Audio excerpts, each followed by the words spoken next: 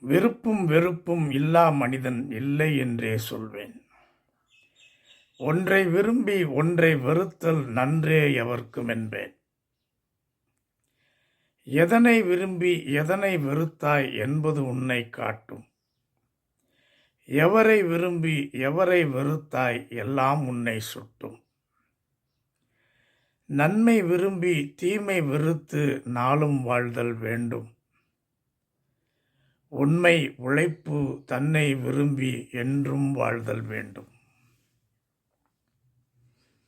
ஒருவர் உழைப்பில் ஒருவர் கொழுக்கும் நிலைமை மாற வேண்டும். உழைப்பின் பலன்கள் உழைப்போர் தம்மை சென்றே சேர்தல் வேண்டும். வறுமை நெருப்பில் கருகும் உழைப்பு வசந்தம் காண வேண்டும். உலகம் முழுதும் உழைப்பவர் ஆளும் விருப்பம் உனக்கும் வேண்டும்.